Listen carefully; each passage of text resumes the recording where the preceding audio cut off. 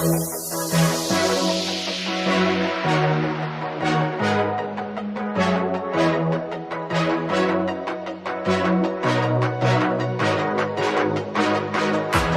what is good? What is happening? How is everybody doing today? My name is Chuck, and welcome back to a brand new video. If you guys here today, I'm going to be going over everything you need to know regarding supply drops, weapon kits, melee weapons, camos, and character customization in Modern Warfare Remastered, as there was a massive update that came out for Xbox and PlayStation and probably PC today that has all this stuff in it. And so, being that I've got some experience with everything, I wrote down a massive list to make sure that if you guys have any sort of questions, as this is a little bit of a daunting thing to look at and it looks just a little bit confusing, so I figured I would go through and explain virtually everything you guys need to know and kind of give you guys the ups and downs of everything that is going on within MWR. So if you guys think you're going to enjoy today's video, I really would appreciate your support on this one by dropping a like. If we can break over 300 likes, that'd be absolutely crazy and would really make my day. And as well as subscribe if you have not already, as we are closing in on 135,000 subscribers. Without further ado, let's get right into everything you need to know. So first thing is first, we're going to be talking about supply drops. Supply drops are in Modern Warfare Remastered. Whether you like it or not,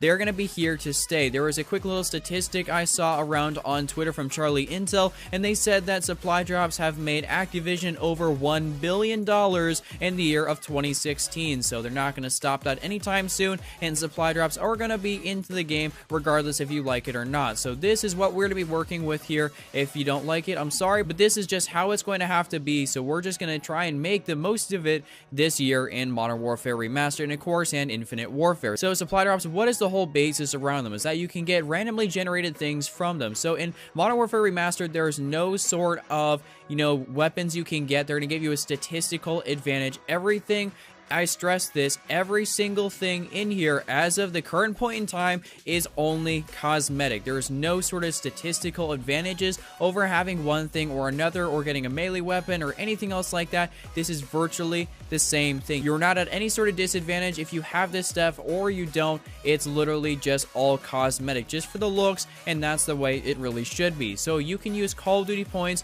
to actually get these like you can in Infinite Warfare, in Black Ops 3, and then, Advanced Warfare.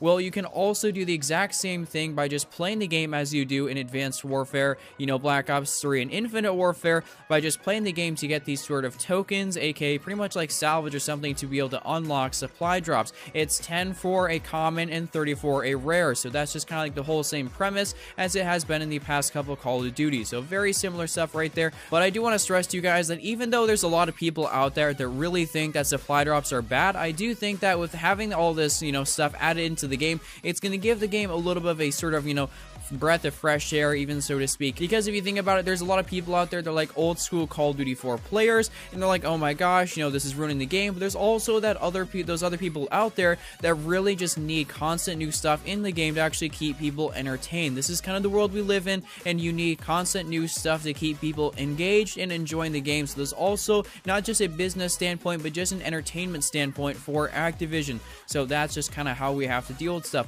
In terms of everything you get, when you open a supply drop, you do the same sort of thing as Infinite Warfare, where instead of getting salvage, you actually get bonus parts. And what bonus parts are essentially are just, salvage. You get actually a lot of them every time you open up a supply drop. I only opened up rare supply drops the entire time I was actually doing my supply drop opening, which was around a 13,000 Call of Duty point opening. So I got a ton of different bonus parts from there because, of course, I was getting duplicates, and I was also just, getting, different bonuses here and there. And sometimes they're like 150, 200, and I was getting, probably sometimes even up to 600 bonus parts just off of a single sort of drop, maybe off of some duplicates. So it seems kind of like the more supply drops you get, aka the more you play the game, or the more you actually put into Call of Duty points, the more bonus parts you're going to get, and thus you can use bonus parts to actually buy virtually anything, because you actually don't even have to go and, just hope to get out of a supply drop. You can use the bonus parts to select virtually anything you want to buy in Modern Warfare Remastered. That's the absolute beauty of it, because you can buy legitimately anything. It's not like Infinite Warfare where you can only buy certain variants and you can only get this and that and certain ones out of supply drops.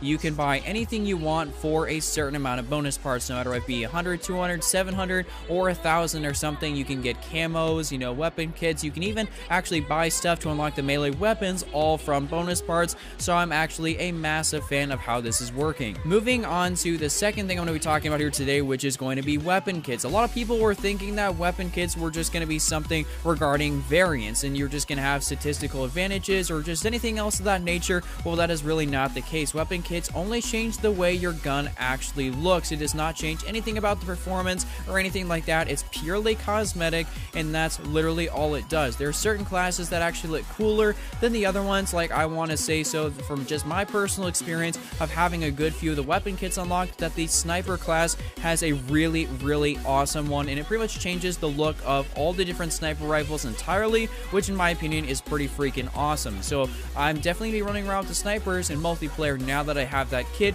and that's pretty sick. But in order to be able to actually get those weapon kits, you need to unlock everything in that collection. So collections in this game are just a random assortment of calling cards or anything else you can get from supply drops or unlocking, so you can find exactly what you need, and you can actually go sort it out if you just want to buy specific things, and that is the way you're going to be able to unlock stuff faster than, of course, just relying on getting it out of supply drops. If you actually want to go find out what you need, you can go over and just buy certain things out of certain collections, and that way you can pick and choose really what sort of, kits you want, or just camos or anything else like that.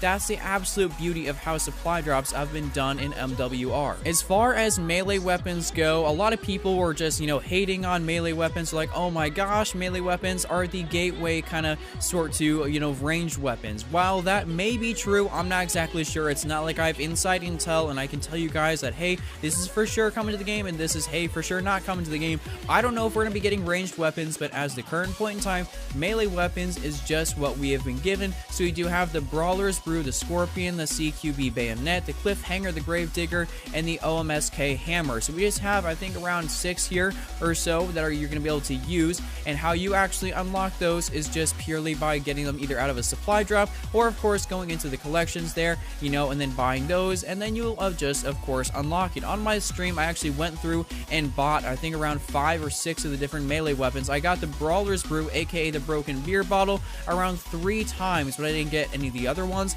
But since I had so many bonus parts left over, I literally went through and bought all the rest of them because it was pretty cheap, actually. Some of the stuff is only 200, 300, 400, bonus parts, aka salvage, and so I had a lot left over, which is pretty nice. So now, instead of just being like every other sort of Call of Duty game, or most notably Black Ops 3, where you felt like you kind of had to spend a lot of Call of Duty points in order to get stuff, I managed to go ahead and just do the collections and actually get everything I absolutely wanted. So I'm not missing any DLC weapons, and there has been 6 melee weapons already added into the game. Moving on to the fourth thing, we are going to be talking about camos. So DLC camos are made for all guns and actually do cover a good portion of the gun, unlike some camos in Infinite Warfare, kind of most notably Black Sky, and how it kind of just looked a little bit like ass, and you kind of think about Diamond Camo, they didn't really look that great. Well, camos in this game just look absolutely sick. I want to, tip my hat off to Raven Studios for actually making some really sick looking camos to be able to put on your guns. I think they're looking absolutely fantastic, and I could not really ask for anything better.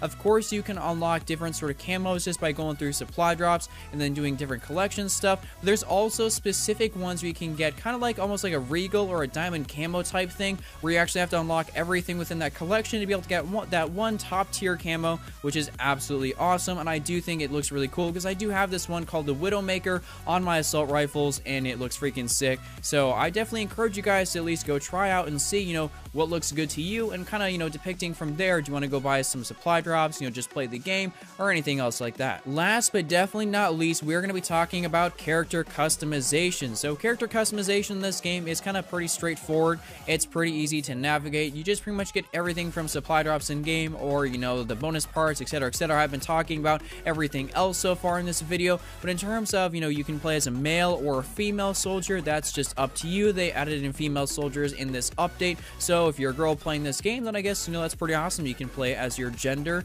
or if you just feel like a guy playing as a girl, it really does not matter. You can play as either gender, which is pretty sick. And you also do get different sorts of, customizations from supply drops and anything else like that. And you can customize the way your soldier looks via the, the camouflage they actually are wearing on them, or just sometimes a little bit of the gear they have. So there's different sort of characters that are like legendary, epic, and rare, and they kind of have different sort of facial expressions. I know there's one guy named Devil Dog, and I think he's the last person you actually unlock, so I'm assuming you have to collect everything within that category, but he does have a full camo face paint on him. There's another guy named Bamf who's actually kind of looks a little bit like somebody from Medal of Honor, so they got some really cool sort of character skins emotes on there. Just something a little bit cosmetic to make sure that you feel a little bit more special when you're out there on the battlefield, just kind of running around on some Call of Duty 4. So that is going to be literally everything you need to know about supply drops, weapon kits, melee weapons, camos, character customization, how to earn everything, and just stuff like that. So if you guys want me to make some other sort of tips or tricks videos for MWR, be sure to leave a like on this video, or if you just happen to find it helpful, that'd be absolutely crazy. I really would appreciate your support on this one. Subscribe if you guys have not already, and also if you guys do happen to want some free Call of Duty points, be sure to check out the top link in the description below, because Call of Duty points are in this game and they are going to be here to stay, so might as well take advantage of it and not spend your hard-earned cash on some COD points. But thank you so much for stopping by. I do appreciate you, like I said earlier. But until next time, my dudes, take it easy. Just remember, triple cap, don't be Randy, and I'm out. Peace.